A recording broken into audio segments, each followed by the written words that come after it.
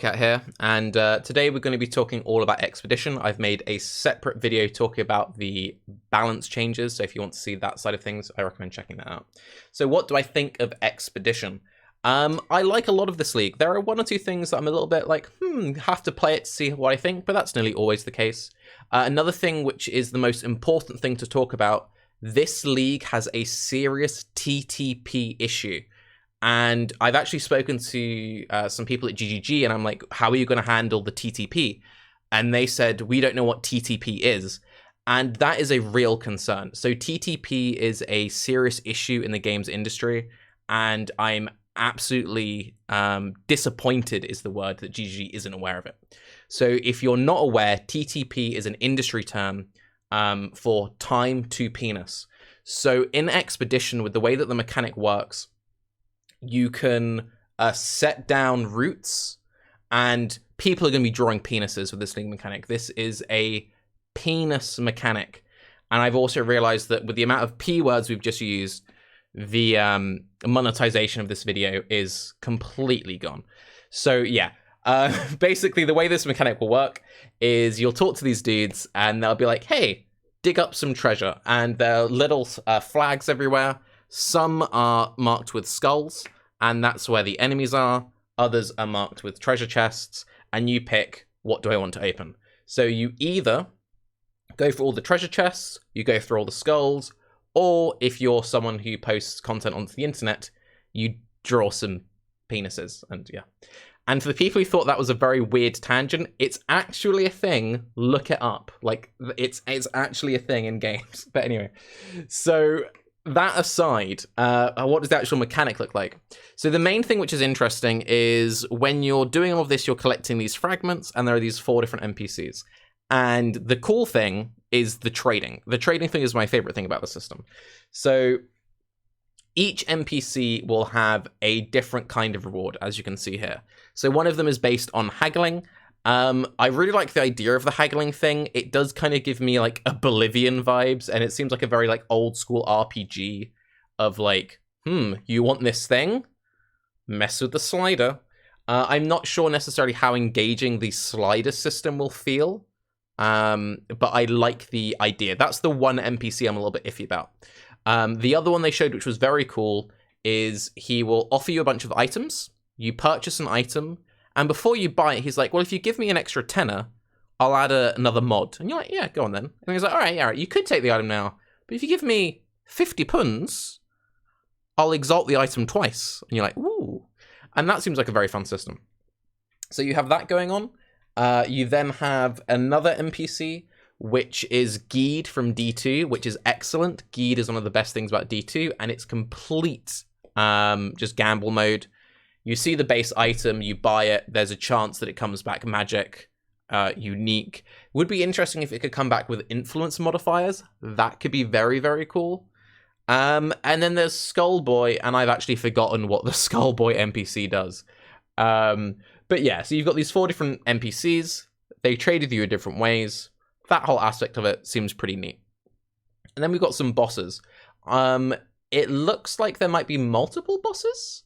So that will be interesting as well. Maybe it might be a system of there are 4 different NPCs. So maybe there are 4 different types of fragment, 4 different types of bosses, maybe 1 boss for each type of fragment. That would kind of make sense to me. Outside of just the normal small enclosed grave robbing vibes, you then also have the giant mass ones, kind of like the equivalent of like a blight map, I would assume.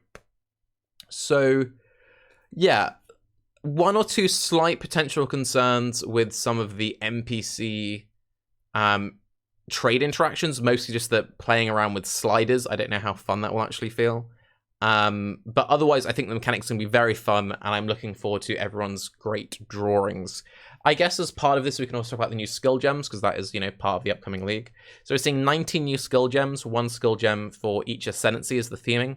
I'm not going to go through each skill gem one by one, but I will name a couple that really stood out to me. The main one you guys are going to ask about is obviously Blade Trap. So Blade Trap is very interesting. The way that Blade Trap works, and it is the first trap to do this, it's the first melee attack trap. So all of its scaling is based off your weapons, and you throw the trap and it spins around. Kind of think of it like a pair of scythes on like a chain. And it looks pretty neat. The only issue I have with it is from the promo trailer, the AoE looked very small. I will obviously plan a build around it. I'm very much excited to try out a trap which will actually have a unique skill tree. So most traps, one of the good things about them, and also the bad thing about them, is they're incredibly interchangeable. You just swap down, like, oh, take the cold damage, put in the lightning damage. Whoa, new build. Whereas by having this whole melee scaling, it's going to be a completely different kind of skill tree. It's going to be very interesting seeing how you fit in all the crit stuff and then go, maybe add some sword nodes, maybe add some dagger nodes. It's going to be very, very interesting. So I like it on that sense.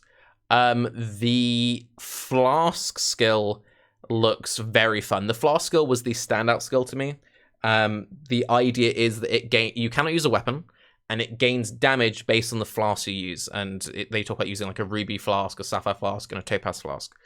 This skill has some very interesting potential, but it worries me.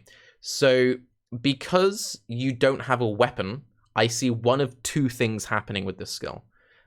It will either have incredibly good base scaling to make up for the fact that you can't use a weapon with it, which will mean that it gets into endgame very easily, but then might have a problem scaling upwards because you can't just scale it with weapons and stuff.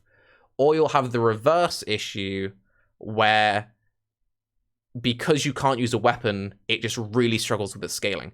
So I would say that's probably going to be the most dangerous one to start with, without having any skill gem info, but just because it's going to be incredibly dependent on just what its base numbers are, because you're going to have less available methods to scale it. Then Storm Arrow looks awesome. Storm Arrow looks very, very cool. Just from the base mechanics of the skill, I'm very confident in the way that it functions. So basically, you shoot an arrow up in the sky, kind of like Rain of Arrows, it lands, and it's a tether. And the more arrows you have, the more it zip zaps and fires around. Think of it like Searing Bond, but not a meme. It looks very, very strong. Scales with attack speed, and it's one of those situations where if you're playing like Deadeye with the Mirage Archer totems, also if you could shove it on a ballista, and they're adding this new like ballista setup, it just seems like a very strong way of doing a lot of damage. And if you're like, oh, it doesn't seem that good, like, where's the scaling here? It's perfect for prelay. Like, one of the things which made Toxic Rain really good was just prelay all the pods and then just, boom, melt the bosses instantly. It just kind of looks like a Toxic Rain 2.0. Scaling Ellie bows has always been a bit like either notoriously way too powerful or way too weak. So we'll have to see the actual numbers and see where the current like level of bow skills land, but also touching on something I talked about in the power level video, since this upcoming league is going to be nerfing damage support gems, utility support gems are going to be worth more. So if you're using a skill which has to use stuff like GMP or Arrow Nova or Mirage Archer and stuff like that, those gems are going to be stronger mechanically compared to a raw DPS gem. Because before, if you had the option of, do I use this gem which is a 50% more damage multiplier, or do I use this fun utility gem, you nearly always went for the 50% more. But if it went from do you use this utility gem or like a 20% more damage multiplier, well, that's more of an interesting consideration there. So yeah. There's the interesting new spell Warcry gem, which I'm expecting to be incredibly popular. And then there's a couple of duds. In terms of ones where I'm not that convinced, I think it might be a bit of a dud. There's the trauma skill where like you hit enemies and then you stun them, and based on the stun, it does more of an AoE.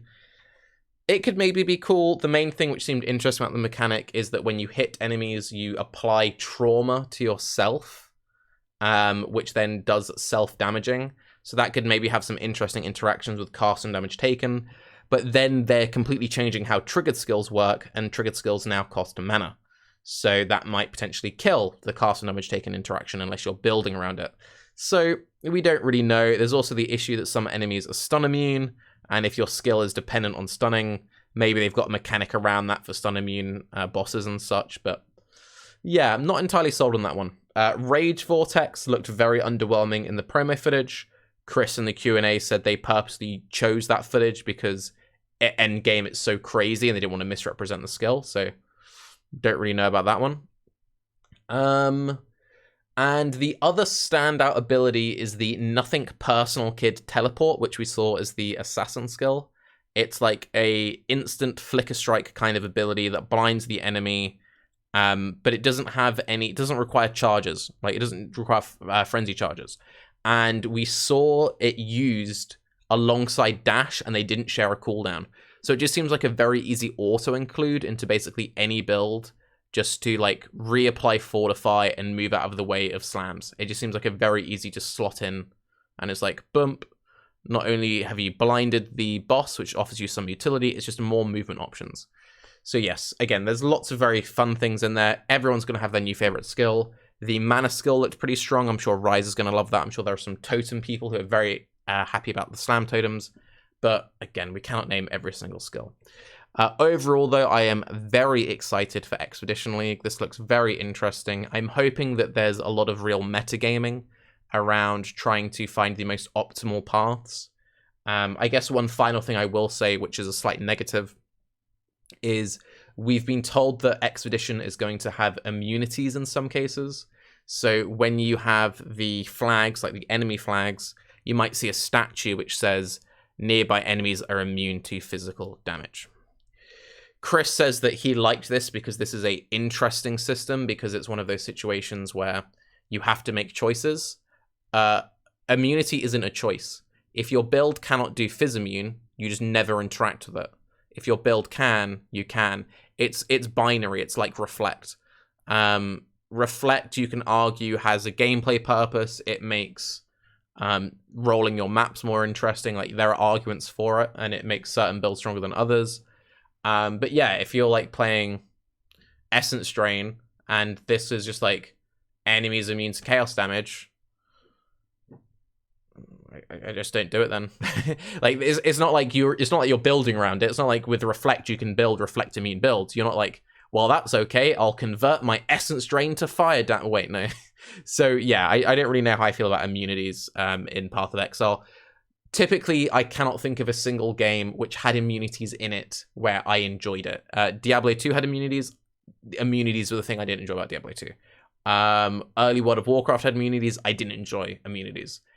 Something like a fire enemy being resistant to fire damage, I get it. It makes sense. It's an RPG. Immunities, never fun. But yes, I'm Tarke. Have a good day. Let me know what you think of Expedition, and don't forget to check out my separate video talking about the nerfs going into 3.15. Bye-bye.